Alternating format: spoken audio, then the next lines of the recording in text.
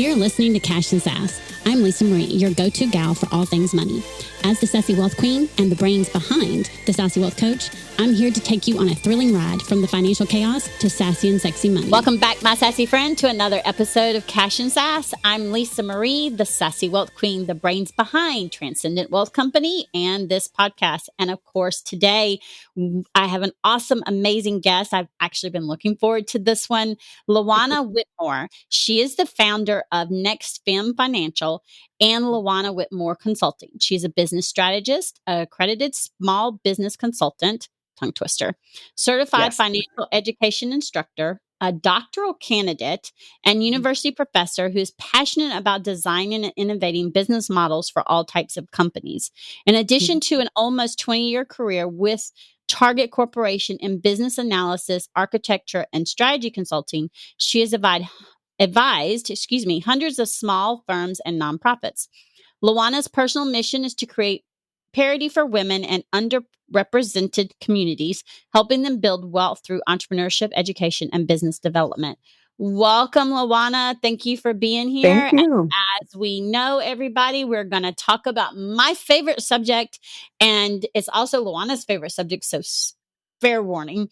We're going to talk about money and all the things that go in and out of money because as y'all know, I'm tired of money being a taboo subject. And Juana, I would love to start off with you telling us just a little bit about your journey with money. And then we're just going to dive deep. Yeah, so I grew up in a family where, we were quite blessed. And we didn't want for a lot. If I wanted, and I'm old, I'm going to date myself right now. What was really big when I was in junior high were these rabbit jackets, these coats that had the patchwork rabbit fur on them. Because we're talking about the 80s, right? If I wanted something like that, my parents there was not really a lot of discussion about it. But on that, on the flip side of that, there also just wasn't a lot of discussion about money in general. And my first real kind of encounter with managing my own money was when I went off to college. And as soon as you get to college, one of the first things that happens is you get about 10 different applications for credit cards. Approvals for credit cards. Yes. And at least back then you did. I know. But they don't come with instructions or warning labels. They just come with what in your mind is free money. And that's what I did. I went in for the free money, quote unquote free money, and I racked up all of my credit cards, and that was my first problem. What I know now that I didn't know then is that it wasn't as insurmountable as I thought it was at the moment, right? So there were other avenues. I ended up filing bankruptcy to take care of it, or I thought was going to take care of it, right? Again, not knowing the 7 to 10 year impact of making that decision, all those things. And had I had the right money mentors, had I had the right money conversations, I could have gotten out of that, what was then $5,000 worth of debt on my own without going that route. So I say all that to say, had there been conversations both inside and outside of my home about money, and real conversations, now that we're all old, my parents and I have conversations about money and about their hardships with money that we never knew about. And I wonder how my relationship with money would have been different had we had those conversations earlier. Yeah, I grew up slightly different. I'm also going to show my age. I know about those rabbit jackets. Okay. Yes. However, I never had one. Yeah. I grew up with a single mom, and we didn't have money. So the only discussion about money was there was never any. And same way, I got out on my own, and Discover sends me this card and says, "You're pre-approved." And I'm like, free money. Okay. Yeah, no, it's not free. No. And y'all, and they put the fine print in this minuscule, I think they do it on purpose so that even if you have perfect eyesight, you need a magnifying glass to read. But it also sends the message that it's not important. It's so small, right? Right. And contrary to belief, it's very important. Mm-hmm. And that's where that conversation comes in, right? Because, especially for women, money is such a taboo subject. Mm-hmm. And especially when we go into women owning businesses and entrepreneurship. And I think it's, one of the things you were saying that you saw was that, with entrepreneurship, you've seen how so many of them struggle. And it's because they're focused on their service and their product. They want to make Mm-hmm. it work, they want to make the money, yet they don't have a sense of what it actually takes to Mm-hmm. the foundation to make sure the business works. I Mm-hmm. have clients who come to me and they're making 300, 400K a year plus, and yet they Mm-hmm. can't tell me how much money is net profit, and they Yeah. don't know where their money is going. And Mm-hmm. sometimes they're not even paying themselves consistently. And that's Mm-hmm. the reason why they come to me is they're like, okay, we want to scale, but we don't even know if we can or not. Right. Right. And so that's where I come in. And as a fractional CFO, I go in and I say, okay, first of all, this is what we're doing here. We're building this Mm-hmm. money roadmap because, babe, y'all got to know what the hell's going on with your money first. Right. Right? Yeah. Exactly. And they're like, oh, yeah. Yeah. Because a lot of times they're afraid of being judged, right? I mean, Mm-hmm. I filed bankruptcy. I've been on food stamps. I Mm-hmm. have always, when I think about talking to someone, been the fear of being judged. You're Mm-hmm. starting your Mm-hmm. business out. I can guarantee you, I told nobody that I was on food stamps Yeah. when I started my Mm-hmm. business, because think about it. People have been like, you're not going Mm-hmm. to go nowhere. Which, of Mm-hmm. course, someone did say that. And as a 43-year-old at the time, Mm-hmm. and I still do it, I love proving people wrong. Mm-hmm. Yeah. Yeah. Yeah. Yeah. And I grew Mm-hmm. so fast, though, I still did not have the learning and the knowledge of Yeah. how the money stories affect how we manage our money. And so I Mm-hmm. want to know from you, what are some of the things that you've seen with, especially women entrepreneurs, but entrepreneurs they're doing that are holding them back from creating the wealth that we want to create, right? Because if we create wealth, we're going to make a change. Mm-hmm. Mm-hmm. And Absolutely. and if y'all don't know this now, honey, it's gonna be Yeah. women who are gonna change the world. So we Yes. need to get our Yeah. shit together, and we need to be standing on Yeah. our 2 feet, creating this wealth, Yeah. because it's gonna be us that's gonna change the world. There, I said it. Yeah. It's That's very, that's, it's no, done. you're absolutely right. You're absolutely right. I look, I am right there with you. I think there are a few things. So number one, it's shame. There's so much shame associated with money. It's actually, when I started to realize that, it's really surprising. And so that is often some of the root cause behind, um, people's lack of management on their personal money side. And so what people don't realize is these things are connected. They are connected. And You meaning if said that. I am you, so glad yes, you they are said that. connected. See, y'all, I am not the only one. Mhm. Meaning most likely in this, it's connected. And if you go to nextfinancial.com in the About Us section, the research is there that shows these things are connected. Most likely the way you manage your personal finances is going to be the way you manage your business finances. Mm-hmm. You cannot bring habits that you didn't learn over here to the other side. Mm-hmm. So you've got to build the habits in your personal financial management so that you can have better habits managing your business finances. And then the third connection is, once you manage your business finances well, it oftentimes, most times, affects the performance of your business because you're better able to make informed decisions based on your financial situation, Yeah. all these things that go along with that.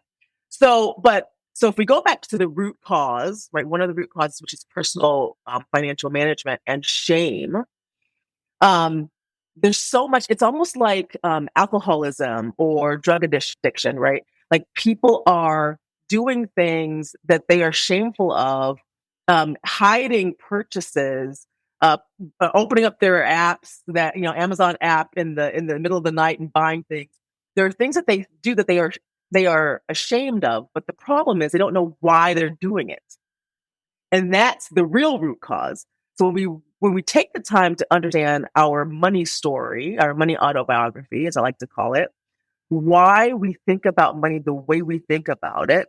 And for lack of a better way, it all stems in childhood, right? It all stems from how your parents did or did not manage their money well, how they talked about money. If they didn't talk to you, the conversations that you overheard, right? Society. Yeah. Absolutely. All of those things feed how you think about money and then therefore how you manage your money.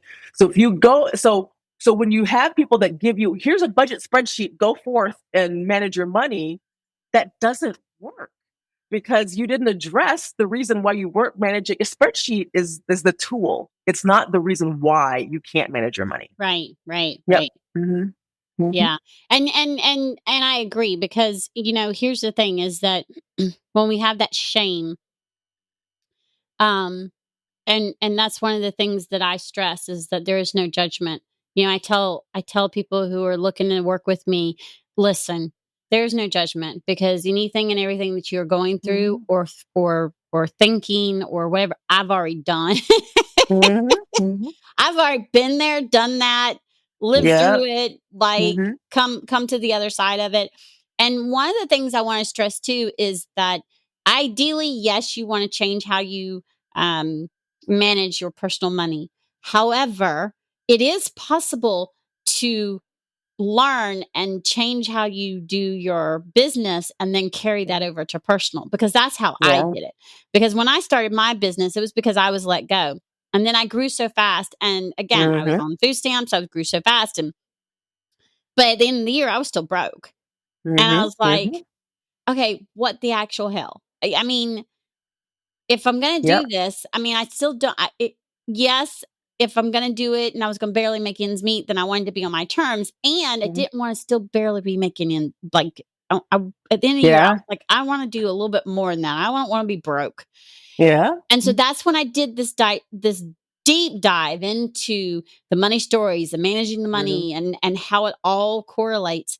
And then I changed um I I worked on it, right? I mean, it's been a process. It's always a process. I'm still a work in Mhm. progress. We always will always be. And one of the things that I did though is I started with the gratitude and I started with my that money roadmap dashboard that I Mhm. built. And as I started doing it, it was from reading several books, Psychology of Money, Profit First. Mhm. Mhm. Um, oh, what's the other one? I got it, but Happy Money. That's one of my favorite Mhm. ones. Which I've started reading again. Um, all those things, and I took the concepts of them, and then what worked for me. Right, there's some things I didn't like in some of them, but Yeah, of that's okay. course, It's of one of the course. things we learn right when we were with the coach or when we're reading. We take what's good, what we Yes. need, and we leave the rest. Mhm. And I created this money roadmap dashboard, and I love calling it my wealth roadmap, but Mhm. this money roadmap dashboard, and all of a sudden I was like, "Ooh, okay, virtual envelopes for having actual accounts. Mhm. How can I do this And so as I started doing it in business, I went and did it in the personal. People Mhm. joke with Mhm. me and they Mhm. laugh at me because if you ask me how many savings accounts I have with my personal, I'm like, a lot. I didn't start off with a lot, okay? Yeah. Mhm. And as I decide I need to, I have these accounts and they're holding accounts. Money is Mhm. allocated and money stays in there. And if it's Mhm. not in there, then I don't go out to eat or I don't buy purchase stuff. It's Mhm. money And that who's works for you. allocated, right? Yep, and that And it works for works. you. Mhm. And sometimes and a lot of times it works for a lot of my clients. The key is finding something that works. And for me, Yep. if it's not in my main account, then Mhm. I won't spend it, Mhm. right? It's like it's not even there. Mhm. Yep. Exactly. And then even better, it's in a different bank. So it takes 2 to 3 days for it to even become available. So Mhm. I can't go, oh, I'm just gonna spend it anyway. Right, Um, right. and so it's the whole point though is like you said, how you manage your money over here is how you're going to manage them over there. So if you're doing your personal a certain way and we're working on your business, I guarantee you, I know I will, and I'm pretty sure Luana will too. We're going to say, okay, we've got this done. Now we coming over here to start working on this because Mhm. otherwise it's a no deal because Yes. they mix in, right? Mhm. And I think it's just really important. What are some of the the ways that we can bridge that gap between the personal and business financial management, because it's so crucial for women, especially women in business, right? Because we want to build wealth. We want to work. My thing is I want to teach women entrepreneurs how to work smarter, not harder with their money. Yeah. Right? Yeah. So that you can do what you love and not be so stressed over the money, because honestly, money's a tool and you don't have to be stressed. Yeah. Yeah. I think, so I think going back to that, your idea of, this works for me. And to your point, different things are going to work for different people. And some of that is trial and error and figuring out what works for you and not being afraid of it. And I think we can do the same thing with our business as we do with our personal. So let's say we're doing a 20, 30, 50 budget, right? So 50% goes to needs, 30% goes to, wants, and 20% goes to savings, whatever it is. So whatever your budget is, you can create a similar program in your business. As money comes into the business, how is it allocated? Right. So just like you said, money comes into my account and it automatically is allocated. Same here. Money comes into my personal account and it automatically goes all these places. Now, whereas entrepreneurs, we don't have the freedom or the benefit of doing it up front, right? Like with our employers, we have to do it on the back end, right? But we have to do it. So when money hits my personal account, it goes to my investment account, it goes to my savings account, it goes all the places. We can do the same thing in your business, right? As money comes into my business, I've got an account over here that holds my taxes. I have an account over here that pays my business bills. And I have an account over here that does this. So that has a savings account. And then whatever's left over goes into my personal account. I have 8. Yeah, right. And then whatever's left over comes to my personal account, and then that gets allocated, right? And so we can do the same thing. It really is understanding, how does money flow into your life, and then where does it go? I literally made a flow chart of how money comes in, and when it hits this point, what happens? When it hits this point, what happens? And so just kind of mapping that out, I think, would be super helpful for women. Yep. Yeah. Yeah. Yeah. And the key to that is understanding where your money is going. So like one of the things I have my clients do is, when we build their dashboard, is they pull, and I tell them, yes, I'm asking them to chop down trees. I'm asking them to print paper. because when it's on paper, black and white, in front of you, and you're actually having to highlight, it's making your brain be more aware of what the hell is going on. Whereas if you're just highlighting it on the computer, like some people do, and I'm like, nope, you must print it. 90 days, last 3 months, print it, highlight these different types of expenses. And we do it business and personal. And there's a reason. Again, it's because sometimes we're like, oh, I only spend this much on coffee a month, or I spend about this much on food, or this much on groceries, or this much on out to eat. Are you sure? Yes. No. Okay. Print the last 90 days for me. Go highlight all these different categories in different colors. Total them up. And I'm telling you, Luana, you know what happens, right? Yes. Oh my goodness, I did not realize. Yeah. Right? And the reason why I have them do that is because I've done it. And y'all, as a fractional CFO, every quarter, at least, let me correct myself, at least twice a year, every 6 months, at least every 6 months, I go and pull the last 90 days. I try to do it every quarter. One, because I want to make sure my dashboard is correct and there hasn't been any, because here's the thing, groceries are going up, gas prices have gone up. That's takes you by surprise. So your 90-day pulling for those 9 days lets me know, oh, okay, wait a minute. I need to adjust my I need to adjust my money roadmap, my budget, whatever the hell you want to call it. I need to adjust it because gas prices have gone up. Right now, if you've done a few extra trips, oh, okay, did I take those into account?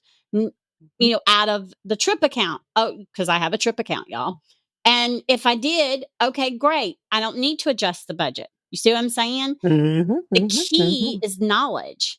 Knowledge is power. And when we know what the hell is going on with our money, we can make these knowledgeable decisions, and we can decide if we're going to invest in a coach, if we're going to be able to pay ourselves more, we're going to be able to invest more in the stock, or whatever it is we're wanting to do.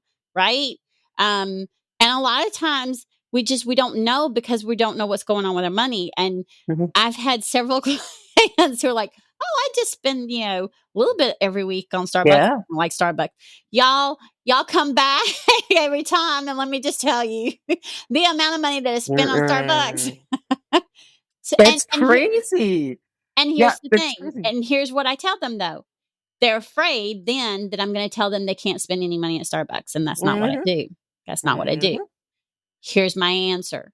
Are you okay with how much money you're spending a month at Starbucks? Is that where you want that much money being allocated? If the answer is yes, great. Add it to your Let's go it. Absolutely. It's so funny. 9 out of 10 times they say no. And that's when we go, hey, we need to make adjustments. Yeah. There's so much to address there. So to your point, knowledge is power in all aspects of life, not just with money. But what's keeping people from learning is the shame. Think about what the physical representation of shame is. It's covering my eyes, covering my face, hiding, burying my head in the sand. That's pulling the blanket over my face. Those are all physical representations of shame. And so when I'm doing that, that means I'm not looking. If I'm not looking, I cannot learn. I cannot see, right? And so we've got to tackle that thing first, right? And so it's super, that is like super, super important. I also love the way you ask, are you okay, spending that? That's what I call having a value-based money mindset, right?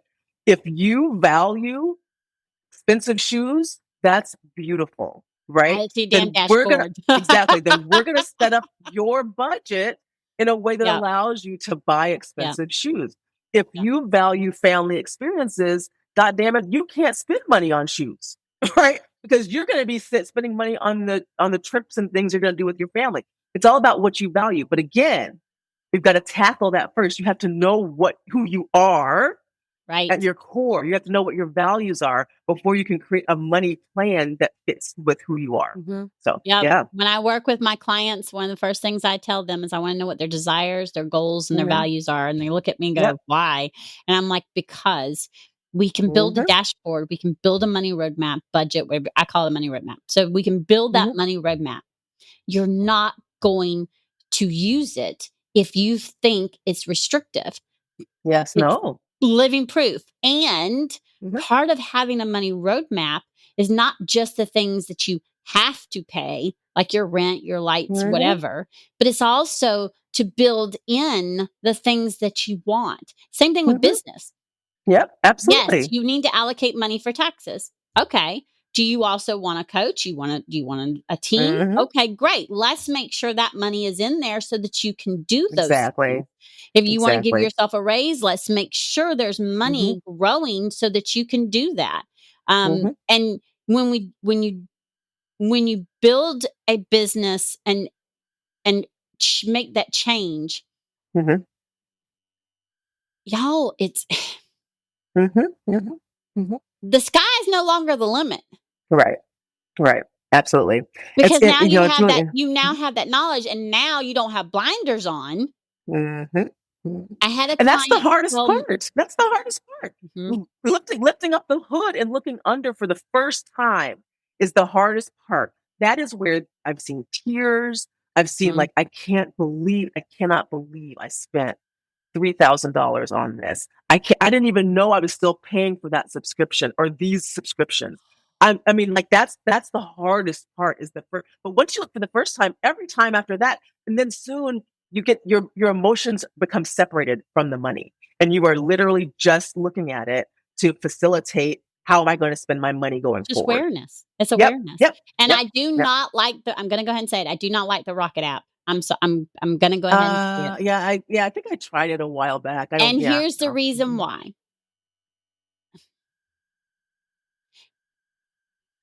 At least at first, One is not having you be aware. And again, it's an app. So it's not perfect. However, when you print, yes, burn down some trees. When you print the paper and you are looking at it and looking at what's coming out of your account and looking at you become aware. Y'all, I check my bank account every day. Not to stress over it, but I check it to look at what is going on with my money. Okay, did the deposit that I was expecting come in? Did the expenses again, the dashboard, did the expenses that are showing were supposed to come out, did they come out? Okay, they did. Oh, wait, there's a duplicate charge. Why is there a duplicate charge? Don't pay attention to it. You'll never know there's a duplicate charge. No, I wouldn't have known that they did duplicate charge and then turn around and refunded me if I wouldn't have looked at it.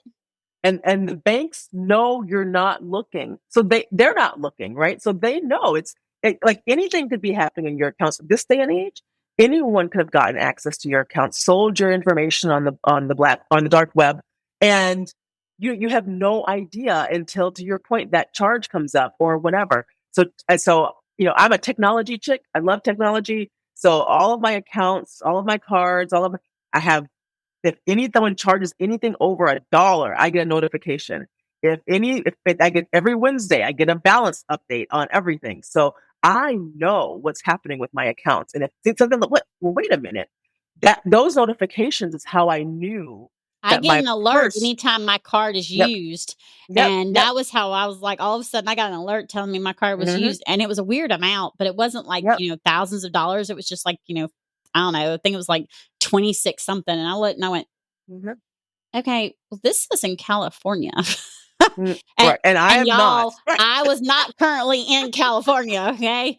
I'm in South Carolina, and I'm like, I didn't make this, and it wasn't Amazon. Okay. Cause if it was Amazon, that's one thing, and I said, no, I didn't make this. What the hell is this? And immediately I'm going in looking. And again, I'm like you, I'm all about technology, and I make sure that I go and still look myself regardless, because again, those apps, the technology is not perfect. It's just another layer of what we can do, right? Yeah. What we can do to help. It doesn't substitute for our knowledge. No. Yeah. And it's so funny that those notifications is how I knew my wallet was thrown out of my purse one day. Oh, I just started getting all these notifications. Your card's used here. Your card. I'm like, wait a minute. I'm in my car. So what's going on? Yep. That's how I knew. And that's the thing. It's like you said, the notifications are to give you a buffer. Okay. But what I have found is so many people make the transfers automatic, and certain things are automatic. That's fine. But they make everything automatic debit, automatic this. And then what happens is they do not pay attention. Some of my clients, I actually put them on restriction from having automatic transfers. And you're going to say, why? Because they were literally becoming blind, putting blinders on. They're using it as blinders. So when you have to make the transfers manually, I am making you look at your money to know what's going on. And that's so important. I had a client who, she told me, she said, if it wasn't for you, she said, I would not have been so sure of myself when I looked at my numbers. And she has a team. And she recognized that someone wasn't doing what they were supposed to be doing, seeing the clients they were supposed to be seeing. She said, and having that conversation and setting the boundaries and being so sure of myself that, okay, this is what I expect. You're not meeting this. This is what's required. And if you don't do it, she said, if I wouldn't have had the knowledge that I have and have you helping me and working with me and us as a team, I would not have had that sureness. She said, a couple of years ago, I would have never done that. She said, I would have been so stressed. I wouldn't have had those conversations. That's what happens when you have the knowledge. And there's nothing wrong with having someone Luana, me, right? No. Having a fractional CFO, having someone on your team who can help you, to help you take those blinders off and it not be so scary. Because y'all, I wish I'd have had someone helping me take my blinders off. I instead had to rip it off like a Band-Aid. It was very painful. Scary. And it's so funny, It wasn't scary. It was painful. Yeah. But people are always surprised when I tell them that I pay the majority of my bills manually. So there's maybe like a few. So there's there are very few, like Netflix, that kind of stuff comes out automatically. But only what is required. Yep. Only what is required is automatically paid. And what that does is on my calendar, on the first of every month, I pay every bill for that month. But it forces me to go through and say, okay, wait a minute. What? I spent, so it forces me to look at everything every month, right? Otherwise, you don't find out till after the fact that your phone bill went up, that your health insurance premiums went up, that all of these things happened. You don't find out until the money comes out oftentimes, right? So yeah, I absolutely manually pay the vast majority of my bills on the first, and it's every bill for the month on the first. That's what I do. Now I do it twice because I pay myself on the first and then the normally on the 12th or 15th. And so when I do it on the first, it's everything that's in my block of what I'm doing, and it doesn't matter if it's due later. Yeah. It's paid. Yeah. And that's one of the reasons why I don't like the automatic. Is because I want it out of my account. And then after that, it's from the 15th through 31st. So like my sewer bill is not due until the 31st. Well, guess what? When I pay myself on the 15th, the first thing I do is go pay that sewer bill. That sewer bill is paid way in advance. And then I make my transfers. I still do my transfers manually. And that again is because, okay, are my girls needing something more, than normal? I have it on the computer, but then I also print it out because when it's in front of me, I can make notes and I can look and say, oh, you know what? I need to adjust this time. Oh, this went up a little bit. Okay. I need to make sure I'm adjusting it for the next month. I update it because again, it's a tool. If you don't update it and utilize it correctly, then it ain't going to do shit. It's not going to give you the right information to make decisions. Exactly. And you're going to be like, this doesn't work. Well, it's kind of like an app or a program. If you put shit in, what's going to come out? Exactly. I think this is such an important conversation to hear how different people do the same thing. As long as we get to where you want to get. We'll pay it manually. Right. Like you do. What?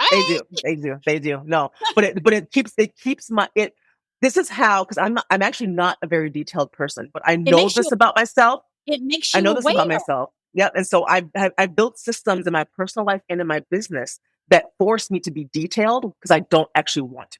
And so that process, me sitting down on the first of every month and paying every bill, and I actually schedule them out for the due date. But for me, it forces me to be detailed. It forces me to look. It forces me to ask questions. Because otherwise, if it was automatic, I wouldn't ask any questions. I wouldn't look. That's just my personality. You wouldn't look. And that's the thing is society has taught us not to look. I mean, think about it. We went from this is going to show my age. We went from not having any type of card to having this ATM card because before when we had to pull money, we had to go inside the bank to pull money. And if it was after hours, you had to count it. And it was physical. You touched it. And if it was after hours, guess what? You didn't get nothing. You weren't getting nothing. There wasn't no ATM machine, okay? You just weren't getting shit. That's how old I am. Yeah, no, I know. And then we got the ATM card. And I told someone the last time, I remember the very first place that we could use the ATM card to go get fast food. And it was McDonald's. Where was that? It was McDonald's. Okay. I haven't eaten McDonald's in years. McDonald's. It was McDonald's. And we didn't have to have cash. What? I mean, because we love the fact that, so we didn't do fast food much because people would have to go to the ATM to pull cash and go to the fast food, right? And it's like, so then when they started taking the ATM card, and then everybody started taking it, and then the debit card came. Okay, so the debit card then became a tap. So now all we got to do is take the debit card, tap, tap, tap. Or it was swiping, right? The strip went back. Literally, tap, tap, tap. Society's made it so easy for us to put blinders on. I'm like you. I'm analytical naturally, and I know me well enough to know that if I don't have majority of that stuff manually, I'm not And if going to I do it. can go ahead and pay it now before the due date, I want it out of my account. If it can't be, then I look and I see, okay, I know these aren't going to come out yet. But I can still look at it up and I know, okay, where I'm at. But think about that progression from holding and counting money to writing checks, like physically writing the numbers. Let me tell you something. Keeping the damn checkbook was next to impossible. Because let me tell you what, I started rounding the deposits down and the amount that I wrote it for up whenever I subtracted, because I would end up not balancing, no matter, because you get one number off. But you were connected to it, right? Having that pin on the paper and that paper in front of you, you were connected to it, just like you were connected to money. And now when you can literally never pull anything out, right? Like a watch is now how you pay, or your phone, or you're on your computer and your computer has everything saved in it. I won't attach my cards to my phone. I won't even attach nope. But we are so now separated from what actual money is and what it does and how it like even physically operates, that it's just like this almost like imaginary thing, right? And that's where then the blinders come out, right? The blinders now put on. So what me and Luana are talking about is what we're trying to get you to understand is, okay, we need to take these blinders off. Yes, you can have the freedom to do what you want to do with your money, and you still need to know what the hell's going on with your money in order to have the freedom. You have to. You have to. Otherwise, you're in a feast and famine cycle. Yeah, it's just like in your business. If I ask you, what are your top 10% of selling items, bottom 10%? If you don't know that, how do you make decisions about your assortment? If you don't know, if I ask you, who is your target market, explain it to me in 3 sentences or less. If you can't do that, how are you selling them anything? Right. So it's all about, to your point, knowledge is power. If I know, if I don't have blinders on, if I'm actively, okay, I'm going to emphasize that word, actively looking, learning, and remaining curious about how money works, about how my customers think, about how my products sell, I'm able to make better decisions. It's just that simple. Yep. And that's where those metrics come in, right? Yes, knowing these metrics, knowing, okay, you need a team. You want a team. Perfect examples. I'm looking at hiring another VA. Okay. What is that going to look like? Yep. Am I in the position? Right. And, I have a PR person that I want to bring on board. Yeah. Okay. I already know I'm going to hire her. What is that going to look like? Can I do it now? Or am I going to be doing it later? Right. And people are like, oh, just go do it. No. Because you don't want to make decisions that are going to, I'm just going to say it, going to bite you in the ass because you didn't know your money. And so when I look at it, I analyze it and say, okay, if I do it now, this is what this looks like. Oh, you know what? My group program is selling. It starts selling out. Okay, I'll be okay to go ahead and do this. You see what I'm saying? So it's knowing what's going on with your money. And there's all these different aspects that go into it.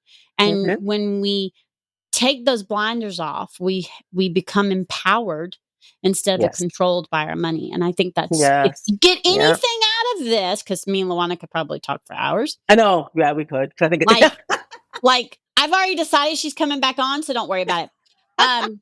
Because we're going to close really soon.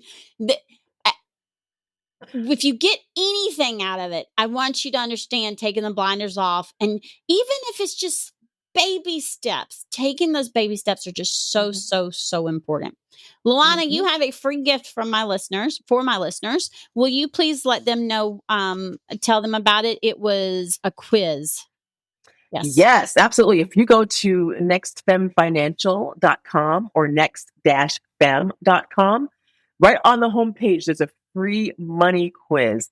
It helps you understand what you know and what you don't know about money. And it's a really great starting point to say, okay, well, I'm kind of a little bit educated in investing. Maybe that's where I should focus. That's where I should start. It's a really quick 10-question quiz to help you understand what your foundation is in terms of knowledge around money.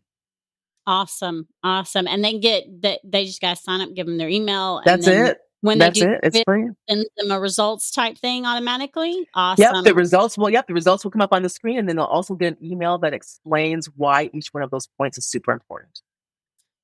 Yeah. I like that. I like it because those points are really, really important. Thank you so much for being a guest on my show. I've already decided she'll be back, so don't worry. All right, that's fine. Because we could have this conversation forever, okay? Because she's a woman after my own heart. We're twinsies, and we didn't even know it. Right. My sassy listeners, I want you to understand that it doesn't have to be hard. It doesn't have to be stressful.